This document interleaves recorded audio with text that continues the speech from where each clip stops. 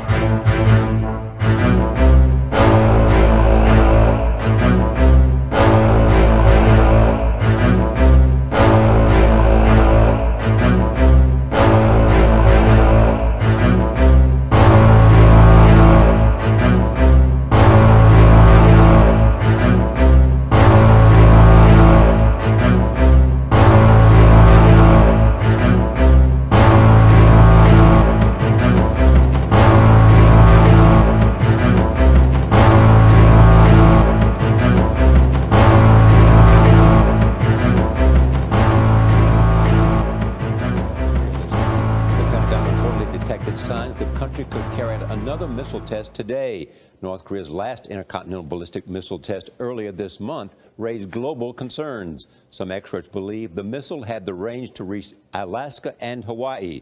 Hawaii is the first state to announce a public campaign urging people to prepare for a nuclear attack. Carter Evans is in Honolulu in a Cold War-era tunnel deep under the Diamond Head volcanic crater. We're in a bunker underneath about 100 feet of rock. These old military tunnels are now used for storage, but one lawmaker here in Hawaii would like to change that. You see, this could be an ideal place to ride out a nuclear attack, if only there were enough time to get here. Every time North Korea fires a missile, the regime gets one step closer to reaching the Hawaiian Islands. In the last 2 years, there were 56 missile launches. You've been paying attention. That is a wake-up call. State Representative Gene Ward says it would take less than 20 minutes for a nuclear missile to reach Honolulu, something state officials want the nearly 1.5 million people who live in the islands to prepare for. First thing that we are responsible for is the security of our people. So you're looking at what you got and saying, we got something we can put to use here. At least to keep the government running, and that's the important part of it. In the event of a nuclear emergency, Ward wants key government officials to have a safe place to operate, here beneath Diamond Head. The Jewel of Waikiki houses a little-known network of tunnels the military has used for more than a century. This is something the public doesn't get to see. Very rarely. No. Lieutenant Colonel Charles Anthony is with the National Guard. He showed us the labyrinth of concrete tunnels and bunkers built into the dormant volcano, and he says there are no plans to use them as a shelter. So this was never designed to house a lot of people for any period of time? No, it was designed to withstand an artillery barrage and also to unleash an artillery barrage in the opposite direction. But this was not really designed for people. This was designed for equipment, material, and weapons. Back in the 50s, the government turned these old ammunition storage rooms in the tunnels into a civil defense hub. Today, the state's Emergency Operations Center runs 24/7 in an underground bunker nearby. We'll have about 15 minutes or so to get the word out. Retired General Vern Miyagi is in charge of the state's emergency management agency. He says don't expect those 50s-era civil defense drills. First, you duck, and then you cover. Emergency officials believe the majority of the population here would survive the initial explosion. What they need to be prepared for is the nuclear fallout and to stay inside for up to 2 weeks. What we focus on right now is shelter in place. The idea is to figure out ahead of time where you are, where your family is, and what is the best type of shelter that they could get to at that time of the day. What a lot of people are concerned about here on the islands is the impact that all this talk about a nuclear attack could have on tourism. You see, this economy relies heavily on the roughly 9 million visitors who come here every year. And the local government wants everyone to know Hawaii is still open for business. Well, that is a good message, but it's very unsettling that you even have to consider this. Exactly. More and more people talk about sort of that idea. With the North Koreans to prepare for the unthinkable than even thinking to help us sort of get North Korea off the ledge. What do you think? Right. Well, I mean, I see China, though, more aggressively working with the North Koreans to prepare for the unthinkable than even thinking to help us sort of get North Korea off the ledge. What do you think? Right. Well, I mean, let's play it out. North Korea launches a nuclear strike. They say they can reach Alaska. It's still U.S. soil. Okay, they might kill 6 people with a nuclear weapon because it's not a very populated area, but at the same time, it's still U.S. soil. We launch a counterattack because something like that can't go unanswered. You potentially find yourself in another Pearl Harbor scenario where we are forced to actually go to war with North Korea. Is China going to side with North Korea? Probably not, but they definitely don't have the resources and don't want to fight the United States of America. Where does Russia come in on that? That could lay directly on Congress as they start to vote on North Korea's news anchor sounds joyous as she announces Kim Jong-un's arrival at this massive ceremonial hall. The North Korean leader is the star of his own show, speaking behind 12 microphones, there to celebrate his recent intercontinental ballistic missile test firing and to hand out commendations to the scientists behind it. One woman who receives an award can't contain her emotions on stage. What's not mentioned? That Kim's missile test may have fallen short on re-entry, at least according to South Korean intelligence. Analysts say this public awards ceremony was designed to project success to his people and to send a message. The medal ceremony was to tweak United States and provoke the world and consolidate the image of North Korea as a true nuclear power that emerged victoriously out of this long standoff. But what Kim may not have realized is that his spectacle may also have intelligence value for his rivals. Analyst Michael Madden, who consults with intelligence agencies about North Korean leaders, tells CNN this man receiving an award is Ri Pyong-chol, a former Air Force general. And right behind him, Kim Jong-sik, an accomplished rocket scientist. These are Kim Jong-un's top missile managers. Kim Jong-sik, Ri Pyong-chol, and an official named Jang Chang-ha are the 3 superstars behind Kim's missile program and are believed to be at every launch.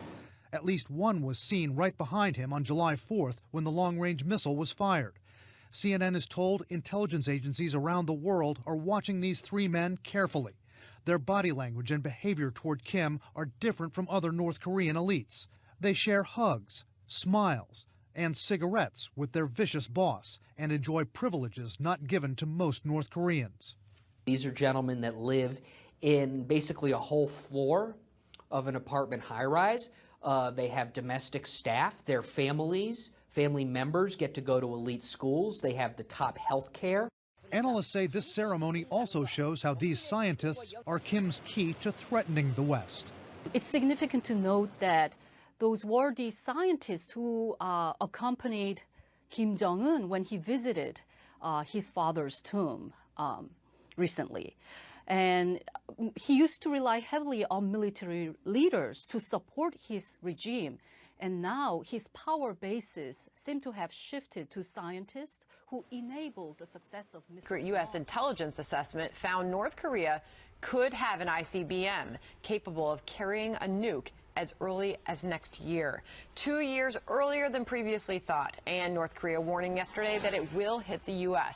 with a, quote, powerful nuclear hammer if it attempts a regime change. The threat comes after CIA Director Mike Pompeo's comments last week at the Aspen Security Forum. Watch. It would be a great thing to denuclearize the peninsula, to get those weapons off of that. But the thing that is most dangerous about it is the character who holds the control over them today. So from the administration's perspective, the most important thing we can do is separate those two, right? Separate capacity and someone who might well have intent, and break those two apart. All right, Ambassador, how should we be responding to such threat? Well, I think our options are very limited after, in my view, 25 years of pursuing the wrong policy with North Korea, of trying diplomacy and sanctions to affect their behavior. It was never going to work.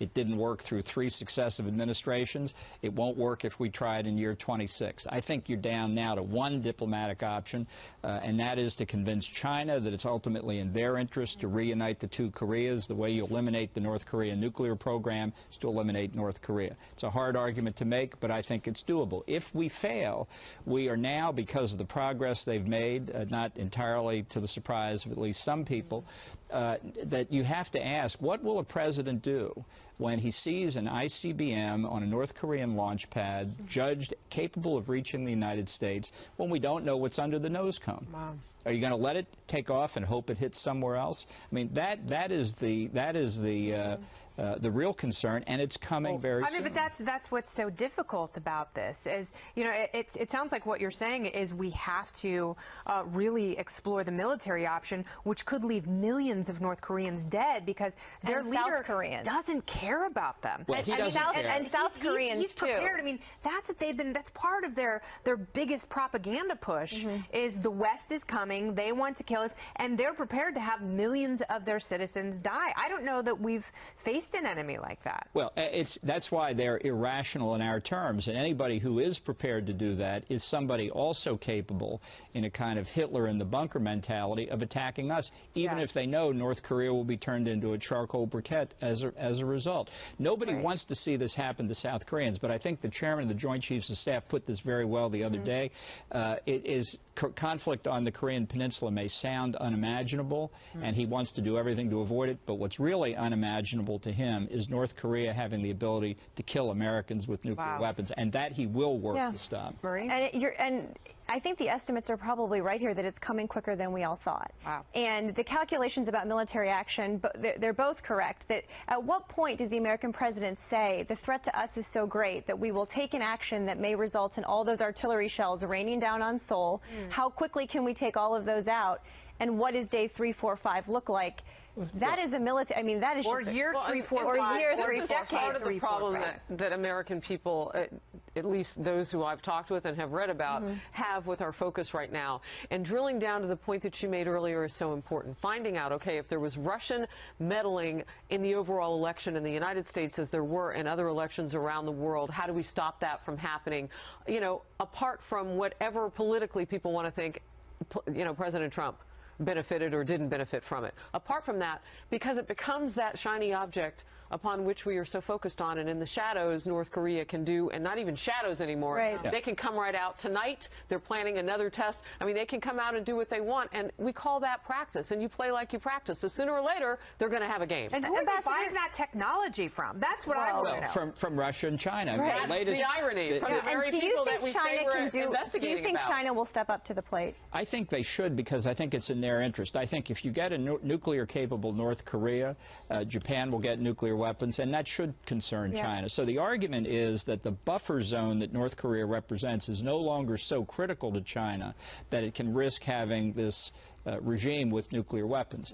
They don't want American troops on the Yalu River. Here's good news. We don't want American troops on the Yalu River. There's a deal here if we had enough time. I wanted to give you a chance to respond to Marie's point earlier, because you made the point much more eloquently than I could. If you could pose your initial question to the ambassador again. About China, which question? Before China.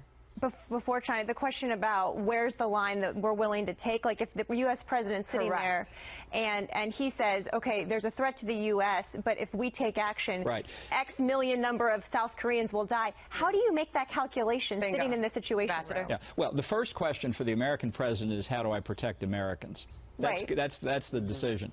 But what I think it means with respect to what we do in North Korea is that it would not simply be an attack on the ICBM on the launch pad. That you would go in even beforehand to take out the artillery massed across the DMZ that could threaten Seoul.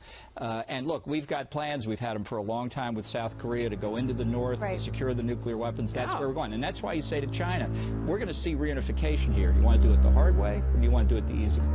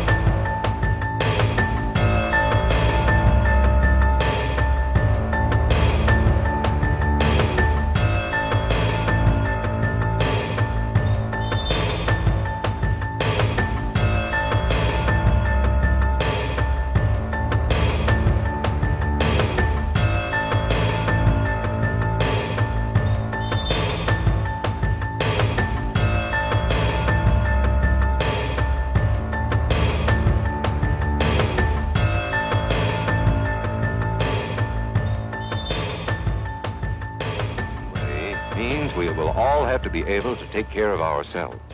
The bomb might explode when there are no grown-ups near. Paul and Patty know this, and they're always ready to take care of themselves. Here they are on their way to school on a beautiful spring day. But no matter where they go or what they do, they always try to remember what to do if the atom bomb explodes right then. It's a bomb. Duck and cover. Paul and Patty know what to do. Paul covered the back of his head so that he wouldn't be burned, and Patty covered herself with the coat she was carrying. They knew how to duck and cover. They acted right away when the flash came. If they had been at this doorway when the bomb flashed, Paul and Patty would have ducked and covered this way, like this girl. Heavy doorways are a good place to duck and cover. She will be safer, too. Here's Tony going to his Cub Scout meeting. Tony knows the bomb can explode any time of the year, day or night. He is ready for it. Duck and cover. Atta boy, Tony. That flash means act fast. Tony knows that it helps to get to any kind of cover. This wall was close by, so that's where he ducked and covered. Tony knew what to do. Notice how he keeps from moving or from getting up and running? He stays down until he is sure the danger is over. The man helping Tony is a civil defense worker. His job is to help protect us when there is danger of the atomic bomb. We must obey the civil defense worker. We must know how to duck and cover in the school bus or in any other bus or streetcar. Duck and cover. Don't wait. Duck away from the windows fast.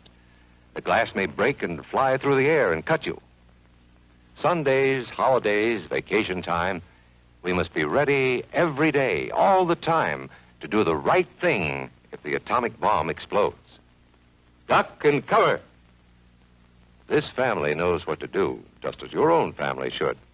They know that even a thin cloth helps protect them. Even a newspaper can save you from a bad burn. But the most important thing of all is to duck and cover yourself, especially where your clothes do not cover you. No matter where we live, in the city or the country, we must be ready all the time for the atomic bomb. Duck and cover. That's the first thing to do, duck and cover. The next important thing to do after that is to stay covered until the danger is over. Yes, we must all get ready now, so we know how to save ourselves if the atomic bomb ever explodes near us. If you do not know just what to do, ask your teacher when this film is over. Discuss what you could do in different places if a bomb explodes. Older people will help us as they always do, but there might not be any grown-ups around when the bomb explodes. Then, you're on your own. Remember what to do, friends. Now tell me right out loud. What are you supposed to do when you see the flash?